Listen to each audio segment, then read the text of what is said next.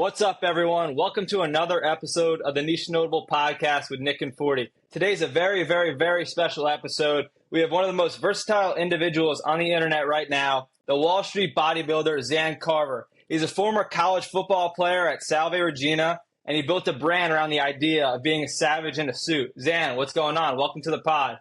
What's up, Nick? How you doing, man? Great to I'm see you, doing brother. good.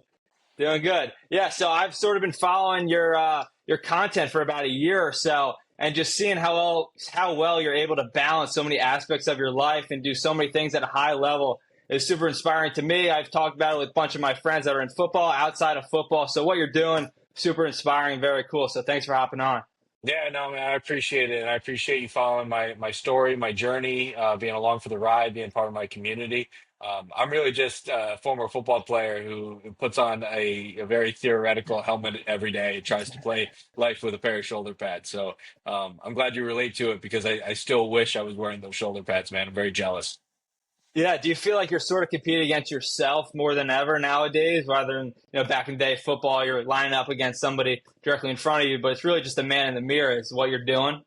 100%. I mean, I think you try to manifest the competitive nature of being a college athlete in everything that you do, and if you don't, you really lose the biggest advantage of being a college athlete, right? Your leverage point is the fact that you are living in a competitive environment, trying to compete against other guys, and so I had to reintegrate that into my life through bodybuilding, which created a new passion where it was very much about self development. And I'm very lucky that I have a lot of people in my camp that I'm feeling like we're competing against each other, but also competing together in with the common goal of just being a better version of ourselves, which I think is the coolest part, is because we have so many tools and verticals to get better at. So I feel like I'm constantly going to practice every day. And, I tell people all the time, every day I go to work, every day I go to the gym, it just kind of feels like game day. I love it.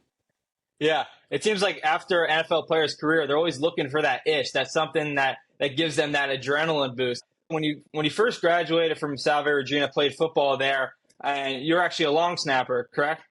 Yeah, long snapped. I played linebacker and safety, so I was mainly a linebacker and a safety later in my career, but definitely long snapping. That was how I was gonna hopefully end up at a school like yours, because 5'9", average athlete, probably not gonna see the field Division 1. But if I could throw a ball between my legs and spin the rock hard, I was gonna do it. So yeah, it was a lot of fun long snapping, but I love playing defense.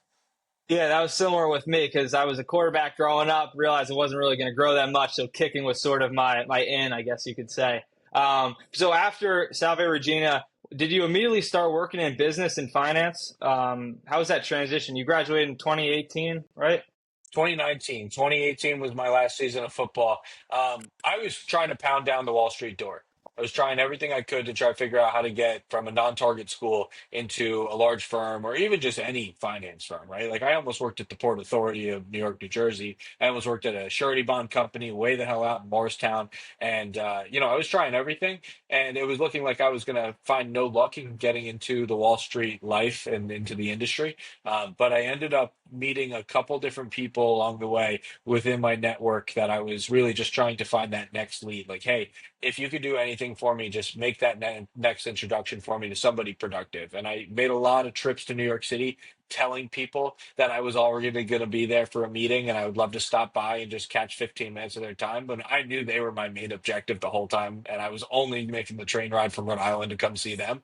And so I tried really hard and very much got very lucky.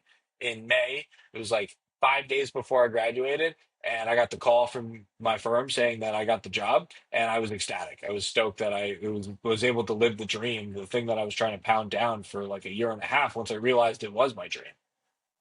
Yeah, I feel like the passion that you bring to your content is something that probably made you stick out in that talent pool for sure.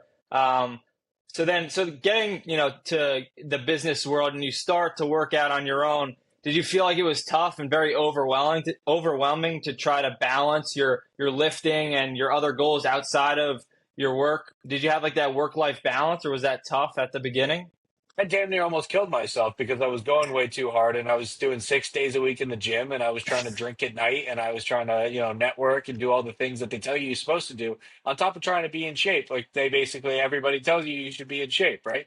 And so I think there was a reset point in 2020 where I really had to ground myself in, okay, what is a healthy habit and where do I really need to correct myself on my diet, on my training, but also what my relationship with my job and my sleep schedule was. And I found a very symbiotic balance where I started to realize, okay, my workouts fuel my day.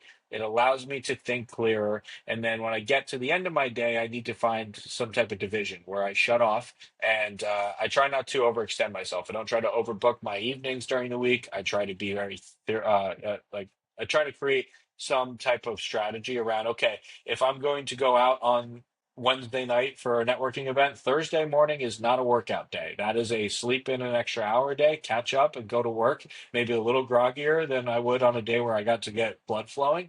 But it's a lot better to pick up that extra hour of sleep than to be behind by 3 hours by the time the week's over, right? So I think that's where I really grew later in my early development, about a year in. And then from there, it's just little adjustments to create a better balance with my diet, where the foods I was eating was actually helping me, not hurting me. I had a better relationship with the food, so there was less binging. Creating disciplines around when I go out to a happy hour, do I need to eat? Do I really need to drink, or can I fake it and just have a soda with lime? Those types of things, right? So I think it grew over time. It's one of those things where you either have to hear it from somebody who's done it already and get the skills from them, or you got to go through it yourself and make all the mistakes. I got you. Yeah, on our team, we have this concept. It's the 2.5 rule, and you have your school, your football, and your social life, or anything outside of those two things, and you can only devote 2.5 worth of yourself towards those things, and something is always gonna get diminished from that. But it seems like you've reached that point where you're able to do like all three sort of in a balanced situation. Do you plan your weeks out prior to the start of the week, like the entire week on Google Calendar, or you sort of just figure things out night by night?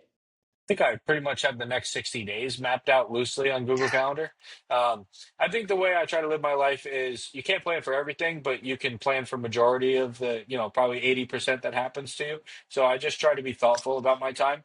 I think it's about allocating time to the right resources, cutting out the BS, cutting out the people that you don't necessarily need to go get a drink with, cutting out the people that are wasting your time, not adding to your pot. And the people that you want to create value for, you need to be thoughtful and strategic about when and who you're giving that value and that time to. So I think a lot of it is just like you have only a finite amount of capital in your resources and where you spend it, right? And I'm not the best at sleep. I'll admit that all day long. 6 hours is like a solid night of sleep for me. And I try to do better and get 7 and 8. And my girlfriend yells at me, and on the weekends I try to stay in bed a little bit longer. But I think that's probably where I cut the most corners. But regardless, I'm trying to cut no corners on work. I'm trying to cut no corners on my career goals, my life goals, my business goals, and the things that I think are going to feed my family. And so I think that's where I make sure that I never cut corners. But I will certainly put some, obviously fun things on the back end, because at the end of the day, a useless night out on a Thursday night really doesn't mean that much to me as it does for me to win the following week, right? So trying not to make stupid decisions, set myself back, and be always planning ahead. I gotcha. So moving on, getting into your content journey. When did you first start with that? Start posting content? Yeah, I started posting on YouTube and Instagram in 2018, and was really just doing it to document my own fitness journey. And then it kind of manifested itself around the latter half of TikTok being popular, because I was just like, I was in the career already, and I was doing 12-hour days and studying for licenses and exams, and I wasn't sitting there making TikTok dances, right? So then when everybody told me, hey, like, you should try making TikToks. I was like, all right, what can I do to do that? And my walk to work for 15, 20 minutes was the best opportunity to do so. And I love house music. So I started making videos of me walking to work. I was usually holding an energy drink or a coffee. And I was just like, all right, I'm going to be the guy who's not running the rat race. I'm leading the rat race. I'm here, like, got sunglasses on. I'm drinking an energy drink. I'm getting ready for the day. I want to spread positive energy. And that's what really stimulated a ton of growth, was just kind of like short form content where I was really enjoying myself and showing myself bringing a positive attitude to the workplace. And that's kind of where content really started to run in about 2022. Yeah, I think that's the biggest thing I've sort of learned from your content, just to be fired up heading into whatever environment you're going in. I think Matthew McConaughey said it once. He's like, he was heading into an interview and he wasn't very confident and he wasn't super into it, but he said, my words are going to live longer than I am. So like whatever sort of situation or interview or business, whatever you're heading into, make sure that like you're going in with that full positive mindset and coming in very prepared, because what you're going to do is going to live longer than, just that moment. So, 100%. attacking everything.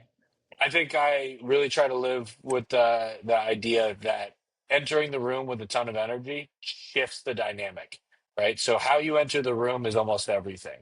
Most people don't even pay attention to the words that came out of your mouth, but more so how you said them. And I always try to leave everybody with a positive impression, feeling better about themselves, feeling more confident, feeling excited, leaving people with compliments. They might not even remember what that compliment was. I might not even remember what that compliment was. I don't remember what the shoes looked like or what their hair looked like that day, but the way they felt when they heard that made them feel better throughout their day. So I always feel like if you bring a positive attitude, a sense of optimism, I'm the like everlasting optimist that everything is going to be okay. I always just try to impress upon people that it's going to be okay and that they should feel good today. Oh yeah, I love it. So I think last week you had your bodybuilding show. I'm really curious about like those last 48 hours right before that show, like the preparation. Did you have those 48 hours pretty much planned to a T in terms of what you're eating, what you're doing, like those last final preparation steps? It's so funny. Everybody's always curious, like what peak week looks like and what the last like Yeah. couple days look like before you step on stage. And you think that it's a ton of work. You think it's like doing a bunch of cardio. If you're still doing cardio a couple days before the show, bro, you're fat. You are not stepping on stage looking very good on Saturday. So I mean, we don't have a full plan. We need to see how the body's reacting, and pretty much every other hour, especially 24 hours out before the show. That's where you're taking pictures every other hour, you're eating a meal on a specific time, drinking a certain amount of water, amount of ounces between meals, and everybody's different. Everybody approaches it differently. But those 48 hours really look like this.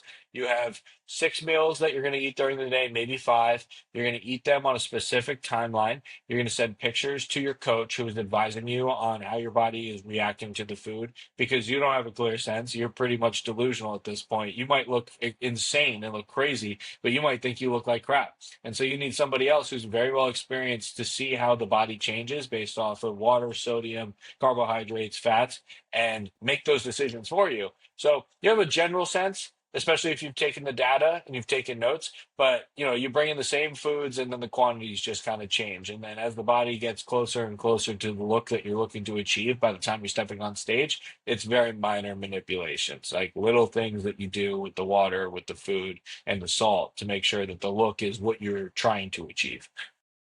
I got you. So you feel like the work has already been done by the time you step on stage, and from there it's just sort of muscle memory. You've done the poses, you've done everything. Just like be in the moment, sort of be free. Oh yeah, and it's really hard to do that because a lot of people overthink that. And I certainly say the first time I ever stepped on stage, it was like a lot of different emotions, a lot of different thoughts all at once, trying to figure out, okay, do I do this pose or do I do that pose? When they say, quarter turn, do I go right or left? It's trying to really like get your bearings. But the second time around, I was a lot more sure of myself. I've been here before, and I think if you treat it like that, like you've been here before, you've done the cardio, you've done the training, you've been eating the same meals for 20 weeks on end, you know that you've done the work, just get up there and have fun. And I think you like that's a really good metaphor for the rest of life, where if you really worked hard and you know that you put in the effort, have fun when you show up to the meeting. Have fun when you show up to work. Because you know that you've done all the work, you know that it's already done, and you got something ahead of you, but it should be the fun part. Gotcha. Yeah. So you talked about house music earlier, like listen to that on your way into work. During your lift, when you know you have like a crazy set coming up and you need that extra boost, is it house music that juices you up, or is it something else? It's funny. It changes based off of my mood and like what the training session is.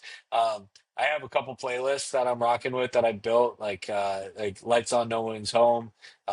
And so it's got a lot of EDM music, but sometimes I just want to throw on some 21 Savage and like that just gets me going, dude. Like I need something that's a little bit hard and a little bit Yeah. angry for some of my workouts because that's just the way I want to feel in that set in that moment. I want to go full Savage mode. I got you. All right, so heading into our last question of the day, niche notable question. So if you could build your dream gym setup, where would it be, and who is one person you'd like to lift with? It can be like a bodybuilder or like an athlete. Who's like that one person? Wow.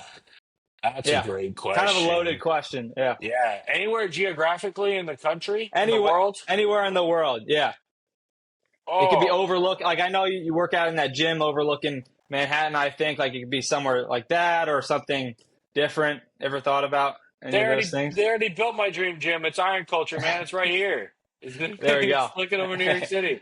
No, Put some I think pictures up right here. Yeah. yeah, listen, I love Iron Culture. Those guys have treated me like family ever since I moved down here for the gym. I lived close to the gym because I knew what they had built from their former gym, and now they're building a third gym, and they're just replicating this awesome process of making it better. So it's hard to compete in the gym space. That's why so many gyms fail, right? And that's why nobody wants to sign up for Crunch or Blink because there's so many good gyms in New Jersey, and that's why it's a big gym culture. It would be hard for me to pull the gym out of New Jersey, but if I had to do it, I'd probably do it in Florida. And I would probably just mainly because of the climate, except for the insurance, that would probably be the toughest part. But I want to be in a warm climate. I'm just a warm weather guy. My whole like mindset is just like totally all. I can't say it's altered; it's enhanced when I'm in warm weather. So I would probably have like an outdoor, like not outdoor, but open garage type of gym where you could open the garage doors and just It's sick. let all Yeah. the air in. And I would have a huge combination of like free weights with like the best top of the line equipment. I'm talking like Prime, Panada, Arsenal, Atlantis. I would have all the best bodybuilding gym, all best bodybuilding equipment in my gym. And then, oh God, I mean, we just talked about Jay Cutler this morning with somebody on the ferry, so it'd be hard not to say Jay Cutler because that's a Yeah. guy that like I kind of started watching in fitness. But I would say Ryan Terry, who's a fellow Okay. Gymshark guy.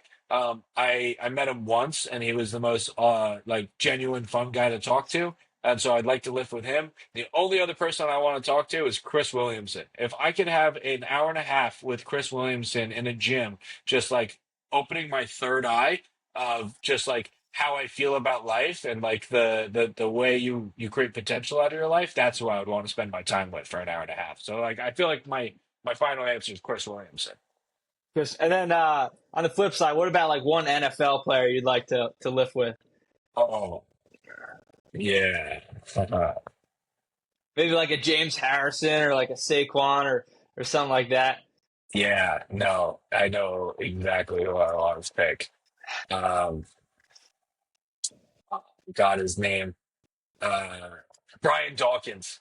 I'm not an Ryan Eagles fan. Dawkins. Yeah, Yeah. I'm not an Eagles fan. I'm a Dolphins fan, mind you. But I had a lot of painful years in the early 2000s watching the Dolphins. Yeah. But I loved watching Brian Dawkins come out onto the field. He looked Yeah, like that an was the sickest absolute savage. entrance. Yeah, man. And he just played with so much fire. And I feel like I try to live life with that type of like same fire. You can't even replicate that. That man is a beast, and that's exactly who I'd want to work out with. If I got Yeah. 30 minutes with Brian Dawkins in the gym, I feel like that would be the most effective and electric workout of my life. That's sick. Yeah, I was definitely not thinking of him, but now that I think about it, his entrance coming out like a cat on the field, it was sick back in the day. But Yeah. yeah.